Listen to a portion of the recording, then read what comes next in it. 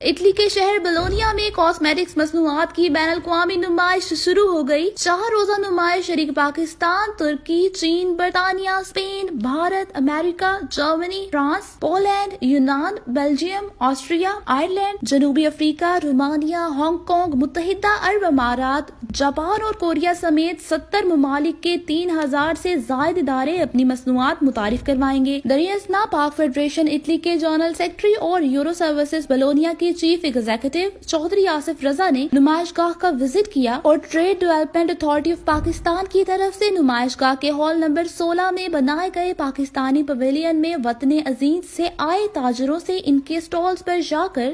فردن ملاقات کی اور کاروباری دلچسپی کے امور پر تبادلہ خیالات کیا۔ یہاں یہ امر قابل ذکر ہے کہ نمائش میں پاکستان سے شرکت کرنے والے اداروں کے کاروباری سے متعلقہ نمائش کاسمو پروف کا آغاز 15 مارچ سے ہونا تھا، لیکن ٹی ڈیپ کی غلط منصوبہ بندی کی وجہ سے پاکستانی تاجروں کو کاسمو پروف کی بجائے کاسمیٹکس مصنوعات کی پیکنگ سے متعلق بولونیا فائرہ میں ہی ہونے والی اسی نوعیت دوسری نمائش کاسمو پیک میں شریک ہونا پڑا۔ اس حوالے سے جب ہمارا نمائندہ کئی بار نمائش گاہ کے ہال نمبر 16 میں قائم Trade Development Authority of Pakistan کے بوتھ پر متعلقہ آفیسر کا موقف معلوم کرنے پہنچا تو ایک ستون کے پیچھے چھپا اتھارٹی کا بوتھ ویرانی کا منظر پیش کر رہا تھا، جبکہ ہم وطن تاجروں کے مطابق پہلے دن ٹی ڈیپ کی طرف سے انہیں انٹرنیٹ استعمال کرنے کے لیے نمائش گاہ کے وائی فائی کا پاس ورڈ فراہم کرنے کے علاوہ کوئی قابل ذکر کارنامہ انجام نہیں دیا گیا۔ رپورٹ محمد الیاس قادری، بیورو چیف، جذبہ نیوز، اٹلی۔